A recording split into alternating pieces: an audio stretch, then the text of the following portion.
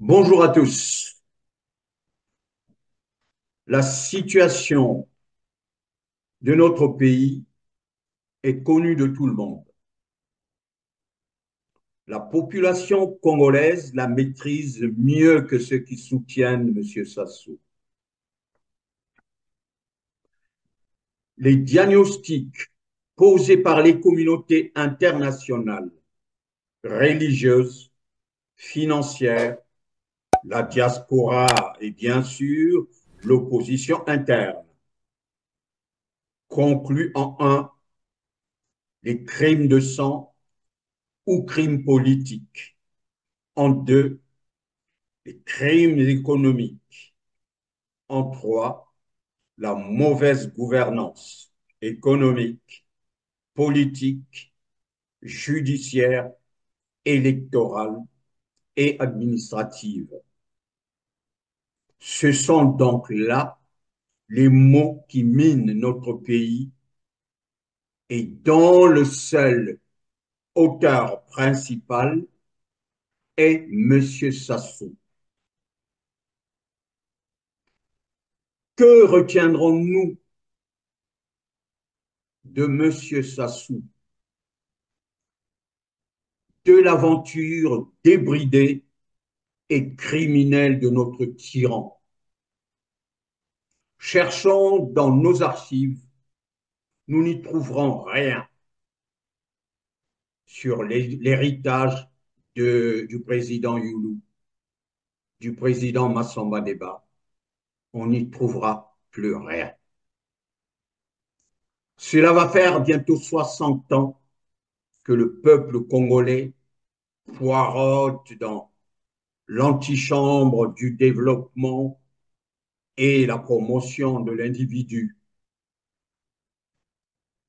Tout ce qu'il a vu, comme l'écrivait Lénine, c'est la constitution d'une oligarchie tribale, clanique, qui a fini par truster, monopoliser tous les cercles décisionnels du pouvoir, qu'ils soient militaires ou civils.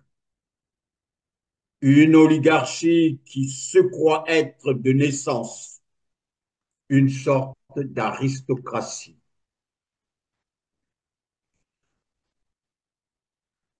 Nous retiendrons donc de la gouvernance de M. Sassou beaucoup plus de choses. Je commence par les crimes de sang. Le pouvoir de M. Sassou a organisé en 1987 le génocide des Kouyous. Tout ce qu'il fait là, les militaires ne sont pas concernés à Brazzaville. Ils ne comprennent rien de ce qu'il est en train d'entreprendre à Ouane. La direction politique n'est au courant de rien. La sécurité d'État n'est au courant de rien. Mais c'est tout juste son groupe d'Oyo. Donc on ne me dira pas que le jour d'après, on était à Ikongolo, on a évacué la population. Donc je dis, encore une fois, qu'on a tiré sur la population et le lendemain, quand il a s'agi de rechercher les armes, on a cassé les maisons, on a tout cassé à l'intérieur, on a pillé. Ça aussi, ça s'est passé. Il a empoisonné le général Avoukou,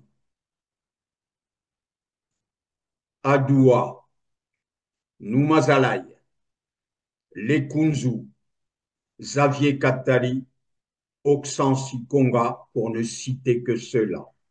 Venons-en au génocide du Poul. M. Sassou a utilisé les fils du Poul en leur fournissant le matériel de guerre pour tuer leurs propres parents. Les villages se sont vidés. Cela faisait presque 3 ans qu'il n'était pas revenu sur ces lieux. Moi, avant, je vivais ici, ça, c'était ma maison. C'était brûlé. Reagan et sa famille ont abandonné leur maison en novembre 2016. Le département du Poul est alors frappé par de violents affrontements entre une milice, les Ninjas, qui s'oppose à la réélection du président Denis Sassou Nguesso, et les forces gouvernementales. Comme environ un tiers des habitants du Poul, Regen, sa famille et leurs 4 enfants fuient les combats et se réfugient en RDC voisine. Il y avait ici beaucoup de camions de militaires qui passaient ici. Ils commencent à tirer. Au village là-bas, il y avait seulement un sac des habits des enfants et des pantalons de moi. On est allé à pied là-bas. Regen est revenu dans le Poul 1 an plus tard, juste avant la signature du cessez-le-feu. Aujourd'hui, il loue cette modeste maison et vit de petits travaux. Mais à l'approche des élections, il ne peut s'empêcher de s'inquiéter pour sa famille. On est même père pour acheter même quelque chose de la maison. Pour à chaque fois au Congo, il y a beaucoup de problèmes. Toujours il y a des problèmes. On est fatigué maintenant. Les marigots empoisonnés. À Lutete, dans la région de la Bwenza, dans le sud du Congo-Brazzaville, plus de 6000 déplacés du Poul vivent dans des conditions de vie précaires. Le PAM, le Programme alimentaire mondial, a entamé ce samedi une opération de distribution de vivres à l'appel des autorités. Un léger soulagement qui n'enlève rien au désir des populations de retourner dans leur localité d'origine. Elle invite ainsi les autorités à créer les conditions d'un retour effectif. Je ne fais absolument rien ici à l'UTT. Moi, quand j'étais à Lombo, j'ai fait un grand pisciculteur, j'ai un grand éleveur, j'ai un grand scieur, j'ai fait scier de la planche là-bas. Mais arrivé ici, et le matériel que j'avais a été pillé par la force publique. Ils ont brûlé ma maison, ils ont détruit. Les morts se comptaient par milliers. Nous sommes obligés de le faire, mon général. Oui, Oui, il faut le faire. Dernier, oui, ils nous ont fait la même chose dans Madibou. Il faut le faire. À Madibou, dès qu'on atteint Madibou, on fait venir le même canard sur Ngalingolo, et tout ça là, et puis on va voir qu'est-ce que ça va donner. Et toujours en progressant avec Ngalingolo, il faut toujours qu'on fasse. Toujours, oui, c'est ça. Voilà. L'engin sur la route, en train de fouetter. Exactement. Maman, papa, à plat. Si la nana, tout. Ah là-haut, moi, dans mon cœur, maman, J'ai 70 ans. Jusqu'à l'heure où nous sommes en train d'échanger avec vous, nous vivons dans la forêt. Certains d'entre nous sont malades. Nous vivons comme des poulets, comme des chiens, une vie de misère. Depuis que cette expédition militaire punitive a commencé, je n'ai plus de village. Toute ma famille est morte. À Monoko, où nous étions, 5 personnes sont mortes. De l'autre côté, ils ont incendié environ 37 personnes dans une maison. 37 personnes ont été tuées dans ce village depuis le début de cette opération militaire punitive.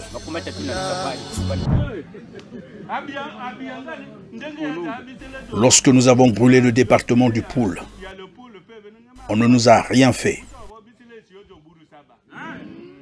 Ils n'ont rien fait, le ciel n'est pas tombé.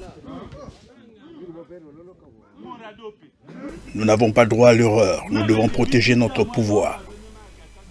Et M. Sassou, je vous préviens, est prêt à refaire la même chose pour conserver son pouvoir. Kolela, Parfait Kolela, a été assassiné en pleine élection présidentielle.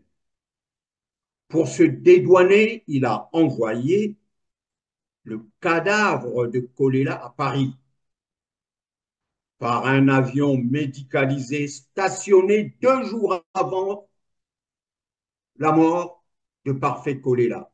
Cet avion avait été loué au Tchad. Il est arrivé 2 jours avant que Parfait nous quitte. Il était à Maya Maya 2 jours avant. Et l'équipage était même très impatient. Il voulait vite repartir. Actuellement, 3000 militaires positionnés dans le Poul terrorisent les populations et quelques survivants dans la région. 500 morts dans les explosions du 4 mars 2004. 40 morts en 2015. Des morts de Charcona. 400 morts au stade Ornano. Et je tiens à vous informer Surtout, je tiens à informer les populations d'Oyo que M. Sassou a fabriqué des robots dont il a perdu le contrôle. Et ces robots risquent un jour de se retourner contre son propre peuple d'Oyo.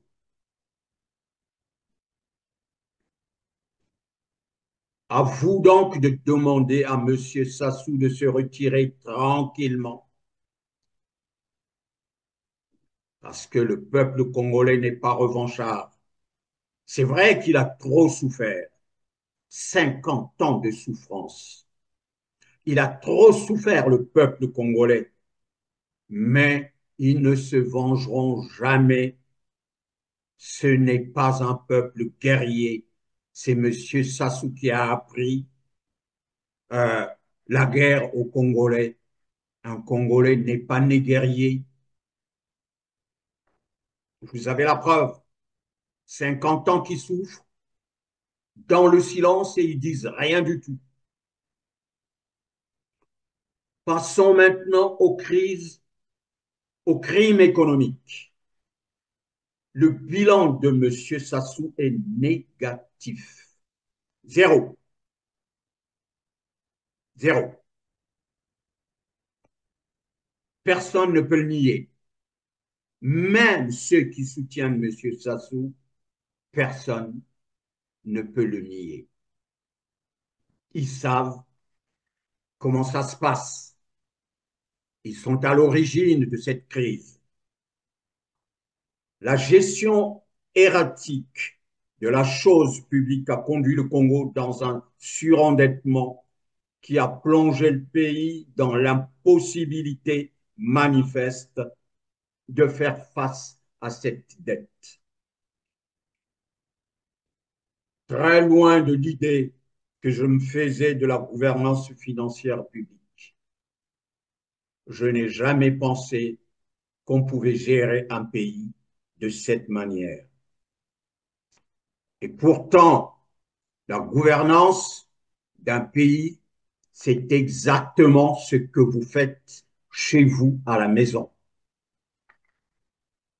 Quand vous avez votre salaire, vous payez votre loyer, vous payez l'électricité, vous gardez de l'argent pour la popote, vous payez votre téléphone, un peu d'argent de poche à madame et un petit peu d'argent de trésorerie que vous mettez de côté. C'est exactement ça, la gouvernance, mais en microéconomie. Mais au niveau du pays, ça devient la macroéconomie, mais c'est mieux organisé parce qu'il y a des recettes qui viennent de partout. Or, individuellement, c'est un salaire qu'on gère difficilement. Monsieur Sassou, il était capitaine dans l'armée congolaise quand il était locataire chez monsieur Okoko. Mais j'ai un oncle qui a travaillé à l'hôpital général qui gagnait 20 000 francs CFA. Il était déjà propriétaire vers les années 70. Le bilan de M.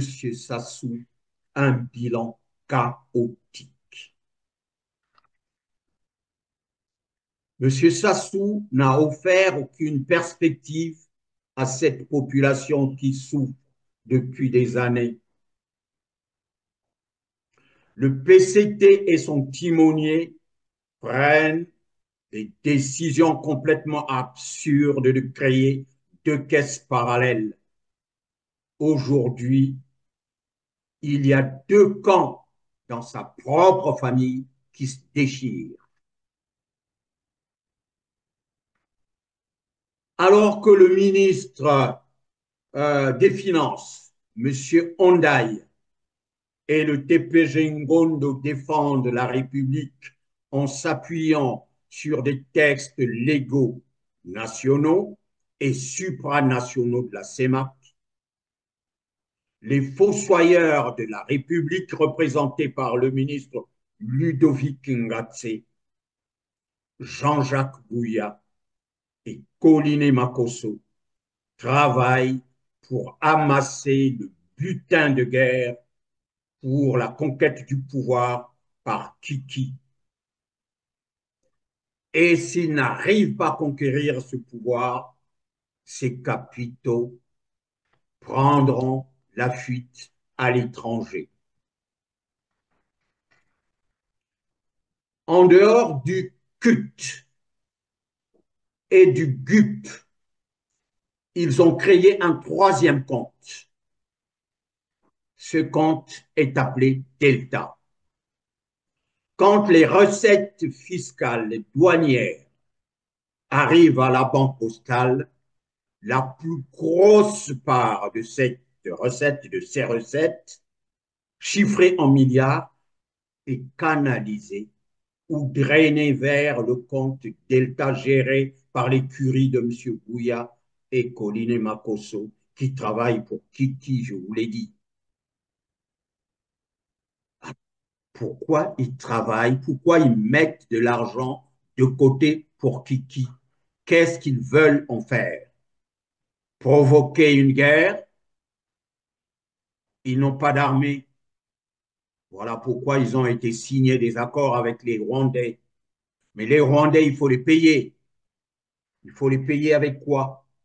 Et avec cet argent, l'argent du Congo, qu'ils ne déposent pas, qu'ils ne versent pas au trésor public, mais qu'ils déposent sur le compte Delta pour payer les étrangers et pour mettre un peu d'argent de côté en vue de préparer une guerre.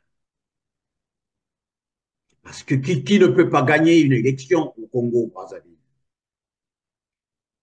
Même à Kinshasa, il ne pourra jamais la gagner. Il ne peut pas gagner les municipales à Kinshasa, ce n'est pas possible. À Brazzaville non plus.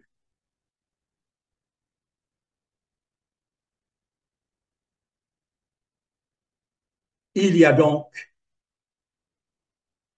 une guéguerre avec toutes les recettes publiques. Mais en dehors de la grosse part qui est déposée sur le compte Delta, l'infime partie, la petite infime partie est déposée au trésor public. Et c'est ça qui sert de payer des salaires. Vous comprendrez que le Congo ne réponde pas à ses obligations. Le Congo ne peut pas payer ses dettes extérieures. Le Congo ne peut pas participer à ses cotisations à la CEMAC parce que le Congo n'a pas d'argent. Tout l'argent est dilapidé par Ludovic Ngatse, Bouya, pour le compte de Kiki. Mais que devient le timonier du PCT dans cette guéguerre? Eh bien, il est seul. Il est isolé. Même s'il nous montre, même s'il fait croire qu'il est bien entouré, mais il est vraiment seul. Oyo l'a lâché. L'armée l'a lâché. Aujourd'hui, il se retrouve isolé. Tous les camps, tous les deux camps s'observent comme des chiens de faïence. Mais je crois que M. Sassou n'a toujours pas compris, il n'a toujours pas réalisé qu'il n'a plus de pouvoir, ni économique, ni financier. Et je ne comprends pas pourquoi le PCT n'arrive pas à le mettre devant le fait accompli, lui dire de partir pour que tout le monde, quand je parle de tout le monde, je parle de ceux qui sont au pouvoir, ceux qui ont amassé des biens mal acquis. S'ils n'arrivent pas à le convaincre de partir, ils vont tout perdre. Parce que pour l'instant, le peuple supporte. Mais il arrivera un certain moment où ils en auront assez et ils n'auront plus peur de mourir. Ils vont prendre la rue et c'est le PCT et tous les parents qui ont mis des milliards de côté et qui ont construit des maisons de coin-ti-coin. Ils vont tous tout perdre. Ils vont perdre tous les biens mal acquis. Il va falloir que le PCT demande à M. Sassou de se tirer tranquillement. M. Sassou a eu des opportunités de transformer le Congo. Hélas, il n'a pas pu les convertir. Il a eu un boom pétrolier qui a permis au Congo sur 10 ans de faire des excédents budgétaires très importants. On parle donc de 14 000 milliards qui ont disparu du compte de la BEAC. Rebondissement sur l'affaire des 14 000 milliards destinés aux générations futures. L'Observatoire congolais des droits de l'homme et le Mouvement pour la culture citoyenne, sous le label de la Coalition citoyenne contre les crimes économiques et financiers, crient au détournement et au pillage de cette somme enregistrée pendant la période d'embellie financière qu'avait connue le pays. Les organisations de la société civile lancent de ce fait des poursuites judiciaires avec en perspective une plainte contre X pour détournement et pillage présumé au tribunal de grande instance de Brazzaville. Cette plainte est la réponse raisonnable de nos organisations à l'interpellation adressée à la société civile congolaise en vertu de sa capacité juridique à rester en justice, suivant les termes de la pétition citoyenne en circulation au Congo et à travers le monde, pour exiger des poursuites judiciaires contre les crimes économiques et financiers. Somme affectée au compte de stabilisation domicilié à la Banque des États de l'Afrique centrale, dont l'ouverture a été annoncée le 12 août 2006 par le président de la République du Congo, devant le Parlement réuni en congrès. Cette recette est due aux excédents budgétaires suite à la hausse des prix du baril de l'or noir à cette époque. Selon les autorités congolaises, une partie de cet argent aurait servi de maintenir les équilibres financiers en phase avec le fonctionnement et les réalisations du gouvernement. Il s'est également de signaler que l'audit annuel de ce compte de stabilisation que le chef de l'État avait promis en 2006 et que devrait effectuer chaque année la Cour des comptes et de discipline budgétaire n'a jamais été réalisé. S'il s'avère que ces fonds affectés au compte de stabilisation ont été effectivement détournés ou fait l'objet de pillage, cela léserait manifestement les citoyens que nous sommes et impacterait davantage nos conditions de vie et en particulier celles de nos enfants qui, pour la plupart, étudient dans des conditions inappropriées et celles de nos étudiants qui peinent à recevoir leur bourse depuis plusieurs années ou encore celles de nos concitoyens qui manquent de soins de santé faute de structures d'accueil adéquates. Cette plainte, qui s'inscrit dans le cadre du contrôle citoyen de l'action publique que devrait exercer la société civile, est la toute première d'une série que l'OCDH et le MCC, au nom de la Coalition citoyenne contre les crimes économiques et financiers, déposeront au cours des semaines à venir. Pendant les 10 ans, quand il avait donc les 14 000 milliards, il se mit à jouer aux distributeurs automatiques de billets dans toute l'Afrique. la Côte d'Ivoire, le Burkina Faso, le Niger, la Centrafrique recurent des milliards de francs CFA comme prêt pour certains ou don pour d'autres. C'était là l'expression des largesses naïves de l'empereur.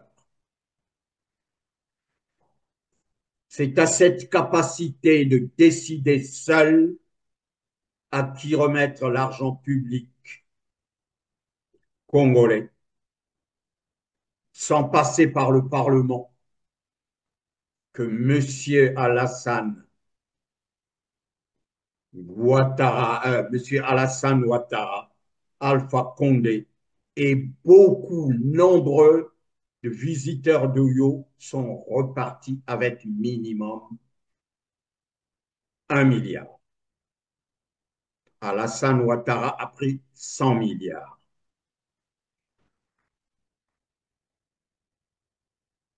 Comment un chef de l'État qui est prompt à répondre à la demande étrangère est long et sourd-muet aux pleurs de ses propres compatriotes. Monsieur Sassou préfère nourrir les étrangers que de nourrir les Congolais. N'attendez rien de monsieur Sassou. Les promesses, il en a faites, mais il n'a rien concrétisé. L'effacement de la dette et des intérêts de la dette de notre pays, contracté par l'État PCT sous le mono, n'aura servi à rien.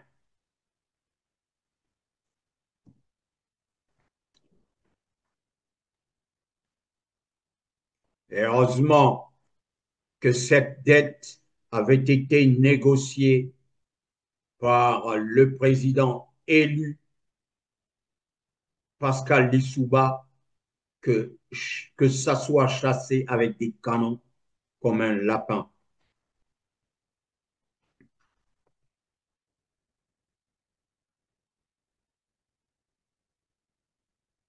Au sujet des crimes économiques, le pouvoir de Brazzaville a reçu le prix Nobel décerné par le PCT, car champion de la surfacturation sur tous les travaux publics confiés à Bouya et ses sociétés chinoises. Le pillage des ressources et des recettes forestières par M. Henri Ndjombo, qui n'a jamais voulu déposer un centime au trésor public. Jamais. Toutes les recettes qui sont tombées par la vente du bois congolais, aucun centime n'est allé au trésor. Le pillage du sous-sol congolais et des recettes minières. Toute la famille de Sassou s'en est accaparée. Ils ont pris toutes les recettes minières. Le sous-sol est à eux, à personne d'autre. Le pillage donc des excédents budgétaires dont j'ai parlé tout à l'heure, les détournements de fonds du SIGA, du CHU, destinés à l'achat des équipements de l'hôpital. Les détournements de fonds issus des cotisations internationales et dons de la communauté internationale sur le Covid-19 en 2020. Gérés par monsieur, et c'était l'argent du Covid, hein, j'ai oublié, géré par monsieur Ludovic Ngatse et détourné par ce dernier.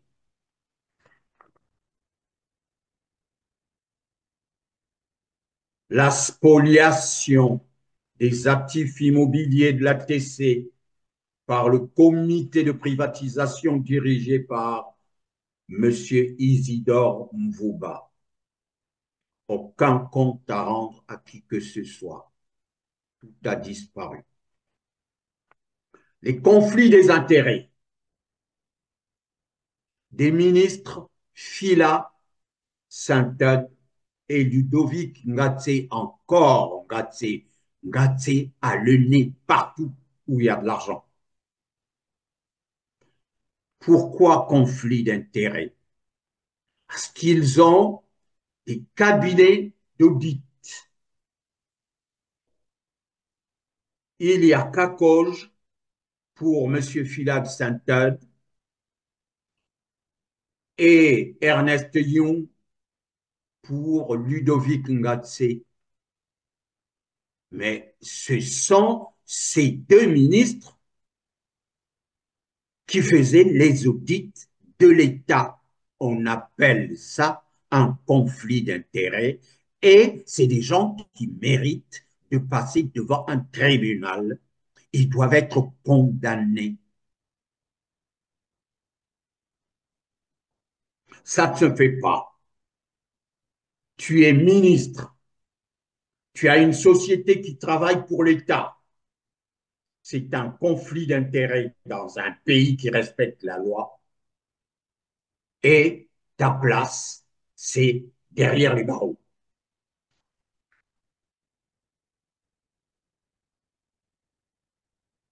Les détournements de fonds par les directeurs généraux des douanes et des impôts sous la couverture encore du ministre Ludovic Ngatse.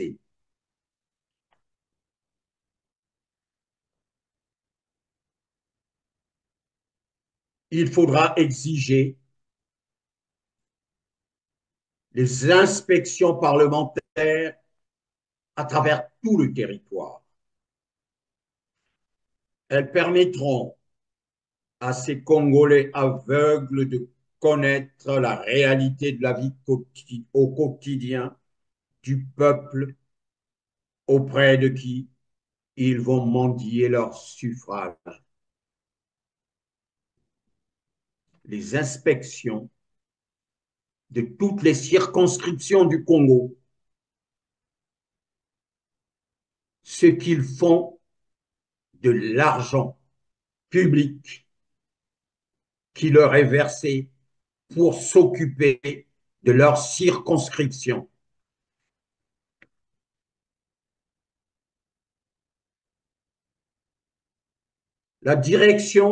Les directions générales des douanes, des droits indirects, des impôts et des domaines viennent de montrer à la communauté internationale et au peuple congolais que le Premier ministre Colline Makosso, le ministre Ludovic Ngatse, Jean-Jacques Bouillard refusent de transférer le compte GUP au trésor public, comme le demandent les textes supranationaux de la CEMAC. Ce refus avéré est soutenu par Colline Makosso et le ministre Ludovic Ngatse nous oblige à exiger immédiatement leur démission.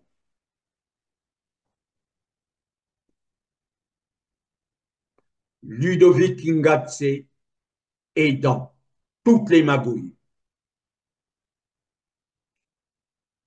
Quand il était à l'école, ses études étaient financées par l'argent qui sortait du trésor public. Depuis qu'il a été nommé ministre ou depuis qu'il travaille pour M. Sassou, il a oublié l'importance du trésor public. Et tout l'argent qui passe par n'importe quel canal est intercepté par M. Ludovic Ngatse.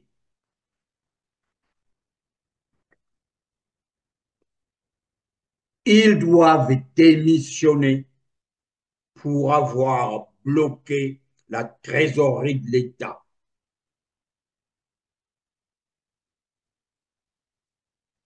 Colline Makosso, Ludovic Ngatse, Jean-Jacques Bouya doivent démissionner.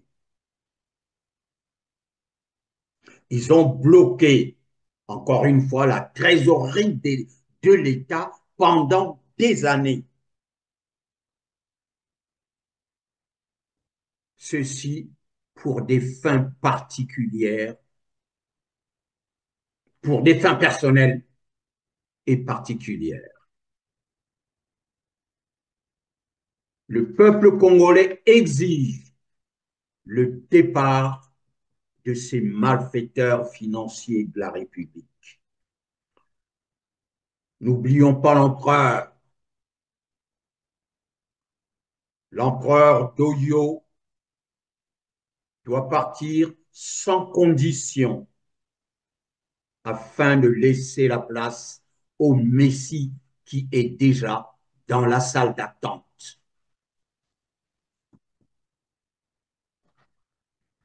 Le Messie est déjà là, déterminé à relever le défi. Il est engagé à sortir le Congo du marasme économique dans lequel M. Sassou l'a plongé. Il est engagé à nous exercer, à nous montrer de quoi il est capable en mettant en place une bonne et vraie gouvernance économique. Mais pour cela, il faut que M. Sassou parte rapidement. S'il prend encore du temps, s'il prend 2025, le Congo ne pourra même plus payer les salaires. Il n'y a plus d'argent. Tout est bloqué. J'ai vu que le prix du baril était passé à 76 ou 77 $. Mais de ces 76 $, vous ne voyez rien du tout qui rentre au trésor public. Comment pourront-ils payer encore les salaires? C'est pourquoi M. Sassou doit partir rapidement pour que Messi et sa nouvelle équipe reprennent les choses à zéro. Il s'engagera à auditer, comme je l'avais dit, la présidence de la République. La primature, parce qu'il se passe des choses à la primature. La primature de Makosso doit être auditée. Les régies financières, les marchés publics, la SNPC, et il auditera la banque, depuis la banque LCB jusqu'à la banque postale. De la LCB à la banque postale, des détournements énormes se sont passés et Ngatse est bien impliqué. Nous demandons le départ pur et simple de M. Sassou. On en a assez. Il n'a plus rien à proposer. Il n'a plus rien à proposer. Le peuple est fatigué. Le peuple finira par exploser. Et le PCT le sait. Un chien que tu as maîtrisé depuis des années, il fait tout ce que tu demandes. Il t'obéit à n'importe quel moment. Le jour où il en aura marre, il va te massacrer. Et c'est ce qui va arriver au PCT qui s'entête, qui fait croire à M. Sassou que la situation est maîtrisée, alors que c'est faux.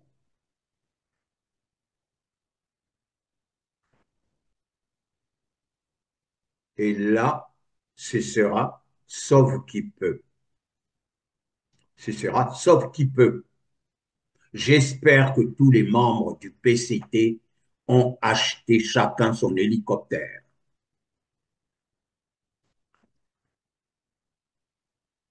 Nous, on ne peut rien.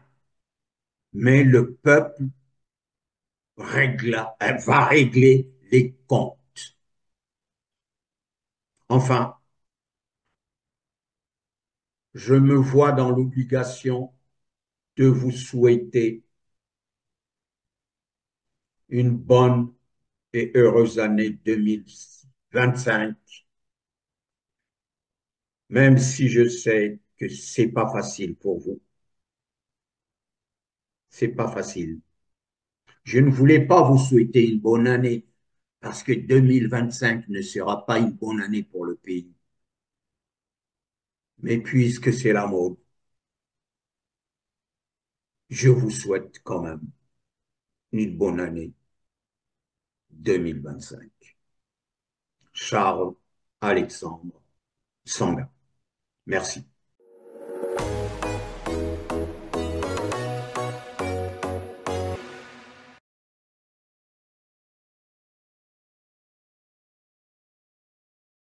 L'inamovible président du Congo maintient sa population dans la misère la plus absolue.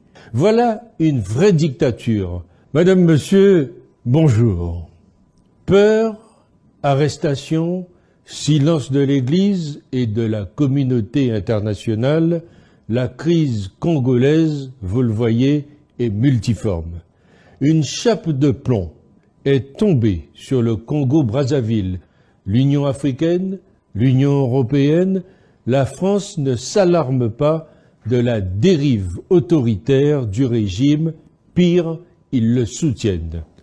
Depuis une vingtaine d'années, le président joue à l'indispensable homme fort, sécurocrate, qu'une France-Afrique béate, de Jacques Chirac à François Hollande, a applaudi des deux mains plutôt que du bout des doigts, et soutiennent ouvertement le terrorisme d'État, comme on le voit encore avec l'emprisonnement des prisonniers politiques dont le véritable vainqueur de la dernière élection présidentielle, le général Jean-Marie Michel Mokoko. Denis Sassou Nguesso, l'inamovible président du Congo, maintient sa population dans la misère la plus absolue. Voilà une vraie dictature, à contrario de l'Iran, où les gens peuvent aujourd'hui librement manifester. Le peuple congolais demeure légitime à se défaire d'un dictateur qui n'a de cesse de piller le Congo, de structurer une politique clientéliste au détriment du peuple souverain. La démocratie est loin d'accoucher dans ce pays dont les Occidentaux préfèrent se détourner tout en utilisant gratuitement ses ressources naturelles. Si auparavant, c'était le commerce, en dépit des Africains, de leur culture, de leur dignité, aujourd'hui, c'est tout simplement le libre commerce. Car n'oublions pas que sans les ressources naturelles africaines, plusieurs puissances conglomérations occidentales serait aujourd'hui en berne. Un grand nombre de Congolais, pourtant, sont conscients que le bilan des 26 ans de Sassou Nguesso est remarquablement décevant, médiocre et indéfendable, tout en continuant à se déambuler avec des pagnes et des t-shirts à son effigie. De nombreux Congolais, pressurisés par les dérives dictatoriales du régime, luttent au quotidien. Qui pour avoir un repas par jour? Qui pour avoir quelques litres d'eau potable? Qui pour avoir des soins au rabais? Faire scolariser leurs enfants déjà odieusement et lourdement voués au chômage et à une vie précaire, qui font encore confiance à ce pouvoir sénile et dictatorial. Les médias sont dominés par le culte de la personnalité d'un chef d'État illégitime. L'opposition est muselée. Scandale, corruption, détournement de biens publics, promesses électorales non tenues, le programme politique de Denis Sassou Nguesso consiste à manipuler la plèbe, vise à promouvoir et à protéger la richesse de sa famille et de son clan, et pendant ce temps, le peuple croupit dans une mer de misère et de pauvreté. Ces indicateurs sociaux et économiques sont autant d'étincelles qui peuvent embraser tout le Congo qui ressemble aujourd'hui à une entreprise en cessation de paiement. C'est la banqueroute. Le pays a perdu ses lettres de noblesse dans le concert des nations. Il ne s'agit plus aujourd'hui de dire qu'il faut sauver un président, un homme, mais une population, un peuple, un pays. Personne ne doit oublier que le nouveau mandat de M. Sassou Nguesso a été acquis. Sassou, comme il essaie de faire, là, forcé, bon, il veut mourir au pouvoir, ça pour échapper, comme dit mon ami Ayatonga, échapper à la rançon de la gloire, c'est-à-dire l'humiliation, comme l'ont souvent subi tous les dictateurs. Sassou veut y échapper, comme il y a des mains, il a échappé. Mais aujourd'hui, le fils, on le voit là, il continue, il force. Changer de constitution pour ceci, pour cela. Mais quelle sera la fin de tout ça? Quelle sera la fin de tout ça? Si Faure Gnassingbé échappe, celui ou celle de sa famille qui viendra après lui, parce que comme on pense qu'il y a que les Demna pour diriger le Togo, et celui ou celle-là aussi échappera, posez-vous ces questions. Et si M. Gnassingbé, le père, a échappé de son vivant, il a échappé à la vindicte populaire, d'accord, c'est bien. Faure Gnassingbé, l'actuel, si pour lui, ça se passe aussi bien comme pour son père, c'est-à-dire qu'il arrivait à mourir sans avoir payé quoi que ce soit. Tout ça, c'est bien. Mais qu'est-ce qu'il ne dit pas que leurs corps seront aussi brûlés, comme ça s'est passé en Syrie avec le père Assad. Donc, à mes frères dictateurs africains, réfléchissez-y. Hein? Franchement, essayez de prendre un peu de... Vous avez la chance de vivre la réalité. Donc, essayez de réfléchir à ça. Et essayez peut-être de corriger le tir. Parce que vous n'êtes pas des dieux. Vous n'êtes même pas des rois. Vous êtes des, on va dire, présidents. C'est-à-dire vous êtes dans des républiques. Donc vous devez passer le témoin au bout d'un temps. Et vous avez choisi de vivre en roi ou en Dieu sur terre. Et vous allez payer, même une fois mort, vous allez payer. Vous n'y échapperez pas. L'histoire nous le montre aujourd'hui. Et les gens ont tendance à mimer ce qui se passe ailleurs. Vous voyez? Donc demain, même mort, vos tombes seront certainement pas épargnées. Pensez-y.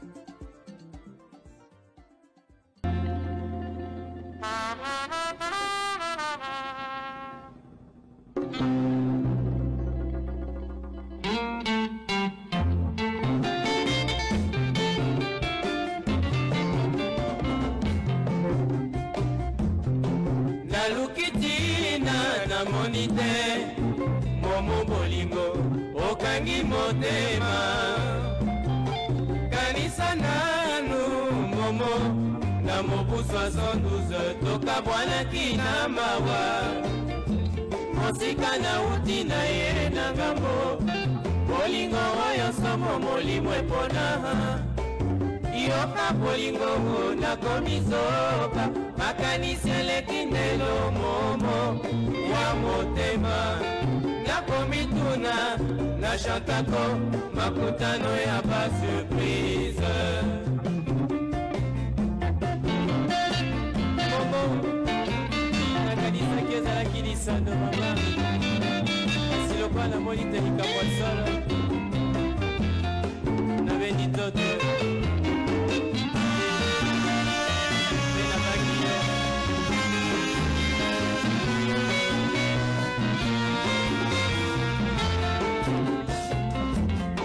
kanisa malamu bolingo kitisa motema namebinenga modu ya mapengo sumu ya kala kobabwakaka te nakanisaki ezalaki nde lisano momo mpe esanga loboko nayokisi mpo na bika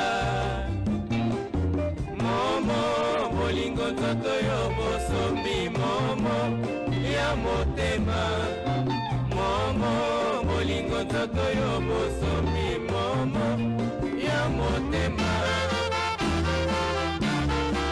songela ngai mama imbisa ngai momo napandeli yo luya yo katoli nakoyeba nakolela na mana miso botengala yo tosi tomesana bakale pase oluya ozongela ngai mpo na bikao selina ngai mama imisa ngai momo nakobizonga luya yo katoli soki nga moto nasalaki yo mabe likambo te akandoloba na ye kasi akolimwa moninga boye okoluka liwa ya jana mwana moto alingi yo koko ngai mama imbisa ngai momo nabandeli yo luya yo katoli